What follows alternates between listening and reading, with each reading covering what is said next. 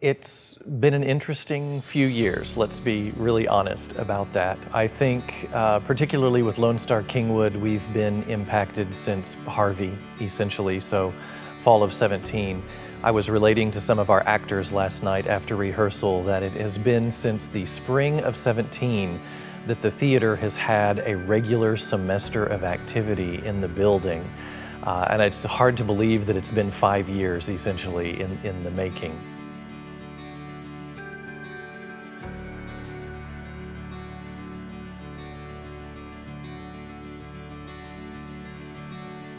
The world turned upside down when COVID hit, and semi-luckily it happened right at the end of our big spring show in 2020.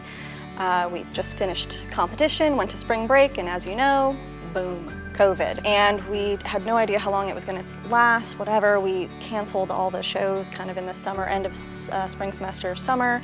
And going into fall, we started researching a bunch of shows. What could we possibly do, either virtually on Zoom, or if they allowed us on stage, like a radio play or something like that. That was the idea I brought to Eric Skiles, the artistic director. So we've constantly had to pivot and adjust, and we're thrilled to be able to do that. We're creative individuals. Theater teaches problem solving above all other things, and so we just go into constant problem solving mode. Probably hit our stride the best with our production of the 39 Steps last fall, where we actually were under more COVID restrictions than we are now in terms of social distancing and mask usage.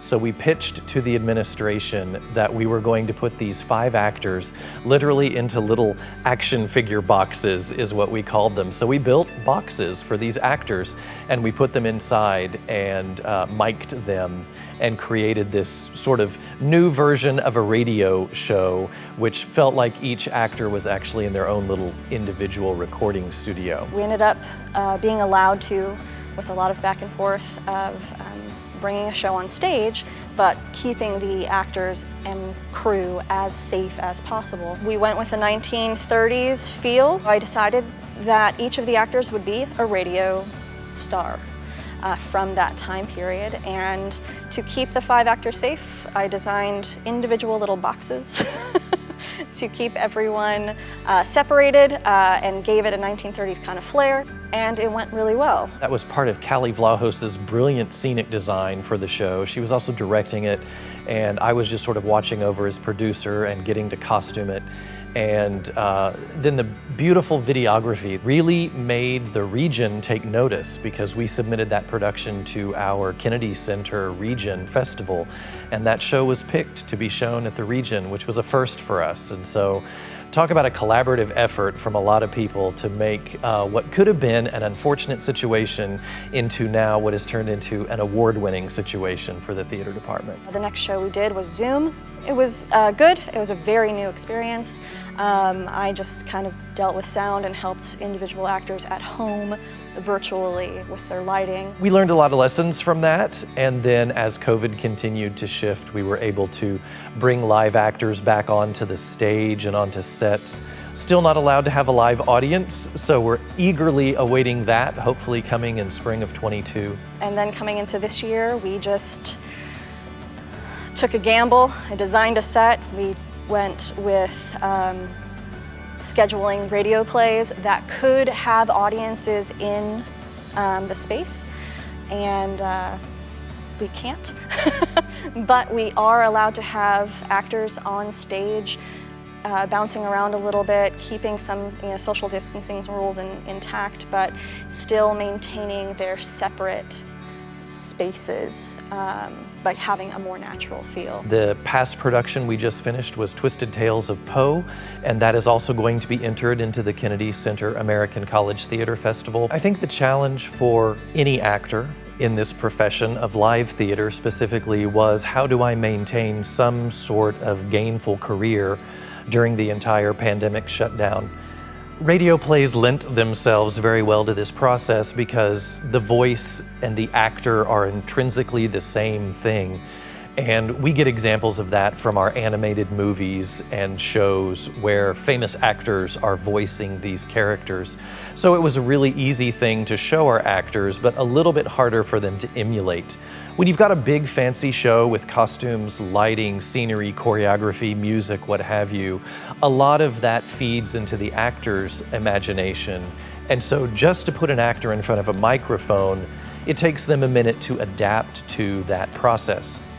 Now, we did a lot of historical study, and we know that this is the entertainment people used to have back in the 20s and 30s. They would sit at home around their radio and be entertained. But our audiences have also grown to enjoy scenery and costumes and movement and tricks of the theater. So it takes the audience a moment to retrain their brain as well to going back to something that is much more just in the world of audio.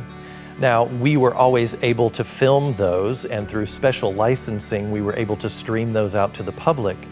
But just the fact that an actor is standing in a microphone, it takes a lot more attention to detail in the vocal performance than it does if they have all the other things combined to create the production. So as we've looked back at what we've experienced and explored, and as things relaxed with COVID requirements on campus across the country, we've been able to do more, and each project has been a learning process. So we had actually been exploring live sound effects or Foley effects before we even hit the pandemic. The show that we did in February of 2020, Chemical Imbalance, had a huge array of live sounds, and our sound maker, our Foley guy, was awarded some huge awards for all of that work.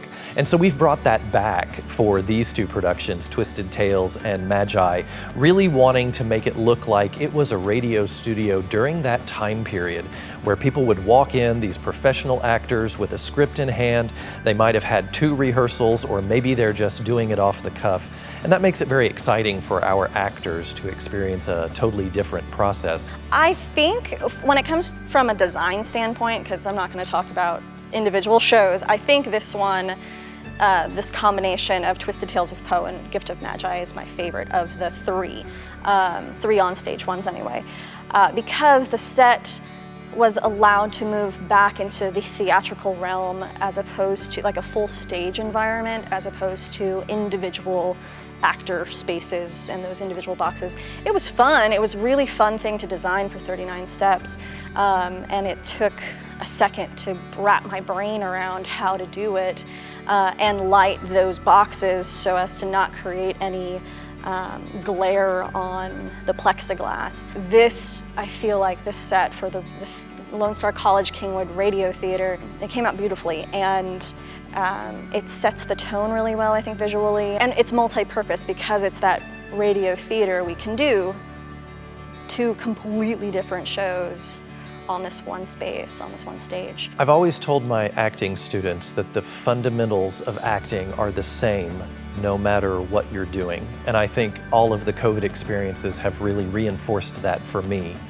Whether we are doing a Zoom play where it's edited together gently after the fact, or something as complex as 39 Steps where actors are confined to boxes but they still have to learn to interact with one another. And now we're in a mode where we have live actors but we don't quite have the same feedback loop with the live audience. It's all still fundamentally the same process. And I think that's been really good for our actors, most of them showing up here to do live theater, but maybe now some of them will be more comfortable in a film environment because they've had this experience. Maybe someone will realize that, hey, there's a part of my career that could just be voice acting, literally just me at home behind a microphone providing some interest to a script. I think it's let them see perhaps that there are things like industrial work to be done in the corporate world with something as banal as training videos, or something as glamorous as a national commercial. And I think maybe for them it's opened up more of the possibilities because we shook up the norm here, and we did have to do such a hard rethink of how we create theater around here. And it's just another relearning process for all of us. I haven't regretted it at all, and I think our students have learned a great amount about vocal work in this process, but I'm also thrilled to say that I'm looking forward to going back to regular production. I refuse to use the word normal anymore. I don't think normal exists anymore, but we'll just say our regular habit of producing live shows in front of an audience. Behind me, you see the set has been decorated for Christmas because now we're working on The Gift of the Magi, which is one of my favorite Christmas stories written by O. Henry.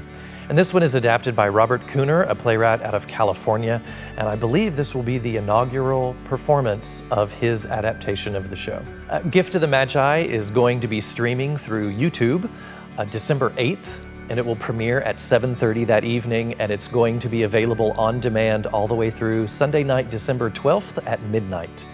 Now, tickets are going to be $10 for a streaming code, and that streaming code is not by the person. So if you want to cram 85 people in your living room, we don't recommend that, but all of those people can see the show for $10. There'll be a link provided to go to tickets, but there's also an easy link to remember. It's lonestar.edu/seasons, and that will take you directly to our TicketLeap software, and that will allow you to purchase that streaming code. And we think this is a great holiday show. Obviously, the O. Henry short story about the true meaning of giving gifts. This is a classic. We're thrilled to invite you to share in some holiday spirit with us. Once again, December 8th through the 12th, on demand through YouTube. We were dark for quite a while, trying to figure out what to do. Now it feels a lot like business as usual, but I'm sure when we get into a live production, we'll just shift the focus again, and we'll have to remind ourselves, okay, we're back to the live situation. We've made it, but it'll be nice to get back to our usual habit of live theater. Lone Star College-Kingwood has proven over the last few years that we are resilient. We bounce back. Whether it was a natural disaster like Harvey or a natural disaster like a pandemic or what have you, we will always come back. And that's one of the things I love about this campus and about the Lone Star culture. It's all about finding that grit and using that passion that you have to create something new to help push forward even through difficult times. And that very easily marries into theater and what theater is. Theater has existed since the beginning of time in any form, whether it was storytelling around a fire to the amphitheaters to today.